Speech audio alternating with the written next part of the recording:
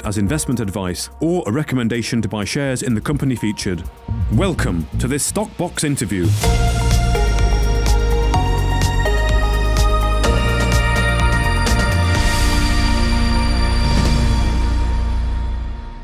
Welcome to this Stockbox interview with Phil Thomas, the President, CEO and COO of AIS Resources, which is listed on the TSXV in Toronto. So very good to be speaking to you, Phil. How are you? Thanks, Mark. Yes, it's good to have you on Stockbox. It's the first time that we're speaking. I wonder if before we get into about the company, about AIS, could you give us a bit of an overview about yourself and your career history? Yeah, sure, Mark. I've been involved in geology and exploration and production in the last sort of 20 years of my career. But I started off doing a 4-year geology degree at the Australian National University, which is one of Australia's premier universities. Then I went in the deep end and worked with a range of computer companies doing mine optimization, synthetic seismograms and drill hole work. And I've had the pleasure to work at Ranger Uranium, which is closing down next month, and some interesting parts of Olympic Dam and, of course, in the synthetic seismograms used in the oil industry. Then I went into investment banking from 1980 to 2003, working for Macquarie Bank and Macintosh Securities and Actuaries Watson Wyatt, just to basically sharpen my mathematical skills from university days. Then I moved in 2003 into Admiralty Resources as CEO and basically ran 4 projects there. A cobalt nickel project in Western Australia at a place called Pike Hill, a silver lead zinc project at a place called Boorman, which was close to the then CRA MacArthur River project. And then we worked on and developed an iron ore project in Chile, and that started production in 2007-8. And just to make sure I didn't have any spare time, I started a lithium project in the Rincon, and we were one of the first, apart from FMC, to get a lithium project up and running. So we had 4 projects running simultaneously, and obviously looking for other opportunities on the way through, and those last 2 were very successful. And after 6 years, I thought it was time for someone else to take the reins. So I moved on and did quite a number of lithium, iron ore, gold projects in Mexico and Argentina from 2009 to 2014. And then I became CEO of Arrowstar Resources, and we worked on the Tin Cup gold mine in Arizona and a couple of other projects, one called Port Snetzen, which was an iron ore, gold, vanadium project in Alaska. And then I moved into AIS Resources as the Chief Operating Officer, and then in 2016 became the CEO and President. And we spent quite a bit of time on the Washatop Lithium project. We drilled it, as well as Positos and a joint venture with MGX at Salinas Grandes. And then we explored some manganese mines in Peru and got them up and running. And then we moved into gold when COVID hit, because clearly we couldn't move in and out freely of Argentina and Peru. So we put the foot on the accelerator, and I acquired 4 projects for the company, 3 of which are drill ready, and one is a great nearly 600 square kilometres, which is a lot of land exploration project. That's basically been my career, heavily focused on gold and lithium brine production. Okay. Well, it certainly sounds like a very diverse and long history there in the mining and exploration space, which is exciting. And I'll ask you perhaps some questions about how you feel the sector is and where it's going later on. But before we get into that, let's talk now about the company, about AIS Resources. Can you give an overview of the company, what you're into, and where you're focusing?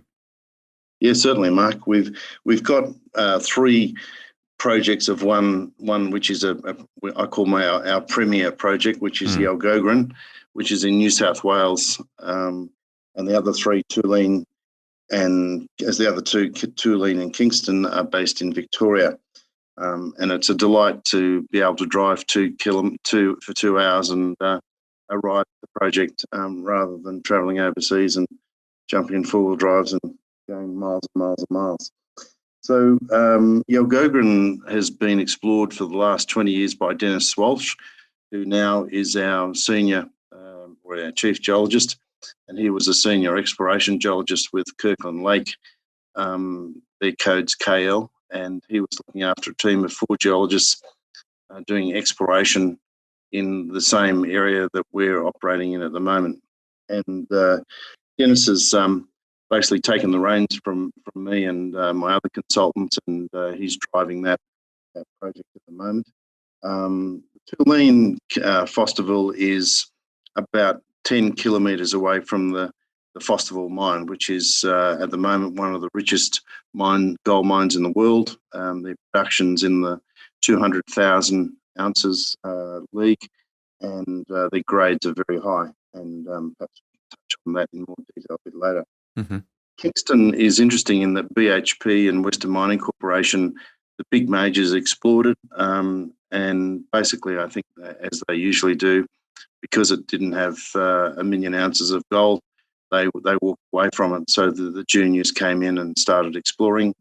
Some names that you would be familiar with. Stawell Mining is not far away, which is now Northern Stawell Exploration. And there's quite a few other big names. Navarre has clearly been there. We have all their information and range resources. So there's a prospector's license, which is unusual in the middle of our 167 square kilometre exploration license. And they're just about to start mining for gold. Mm-hmm. And because their border is about 100 metres from our exploration license border, any gold that they take out of our exploration license area, we get 15%. So it's kind of a nice little kicker to have gold production, and we haven't put a cent into it in the sense of exploration costs. Caston is also interesting in that it has a huge area. There's gold there, there's gemstones, there's coal, there's nickel, there's copper.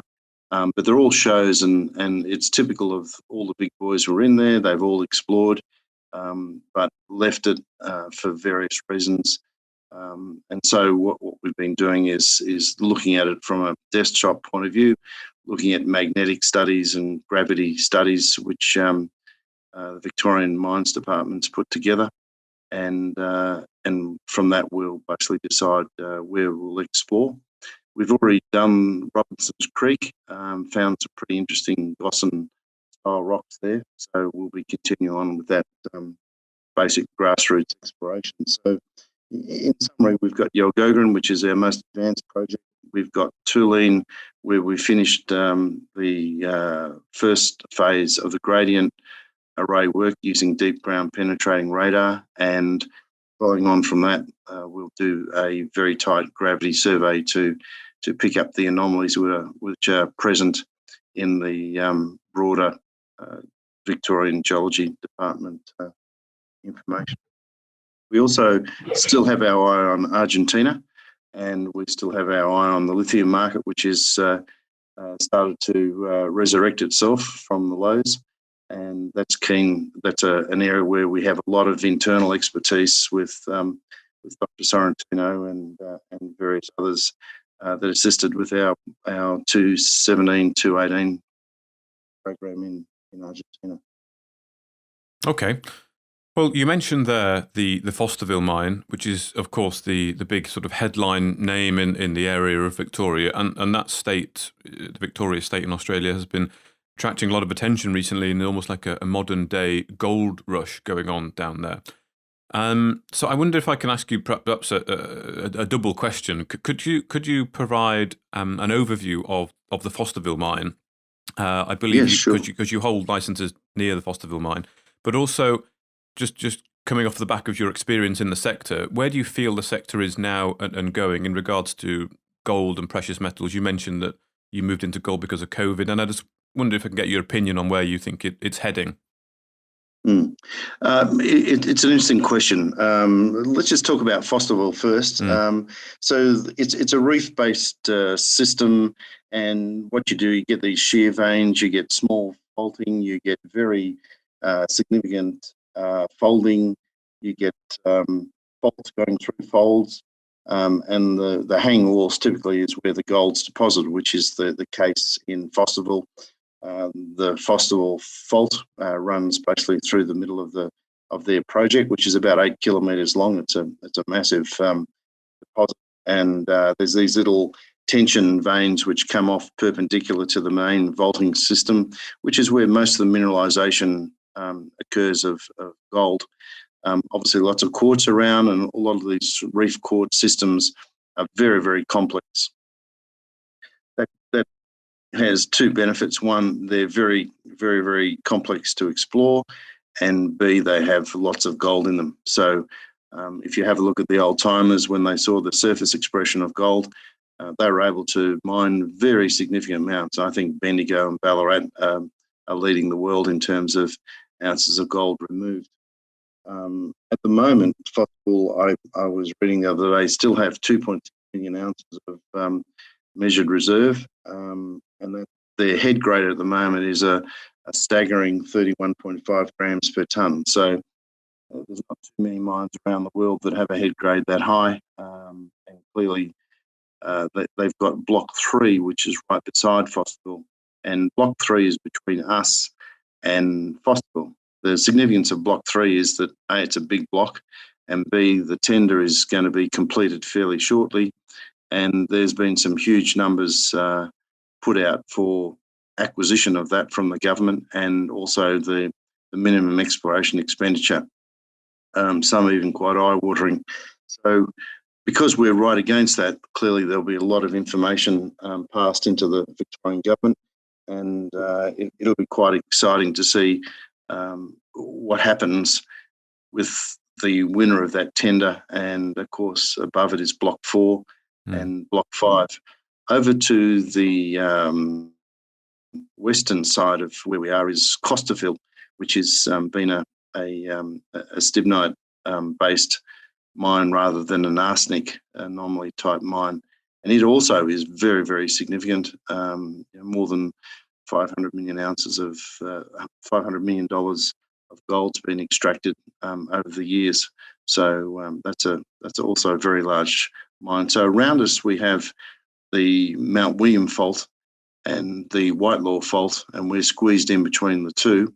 And then there's, because it's got about 20 metres of land cover, there's not much outcrop, but it's quite exciting looking at the structures that we're seeing with the deep ground penetrating radar. But once again, they're surface expressions that we need to explore and do other types of geophysics to make sure we have proper drill targets.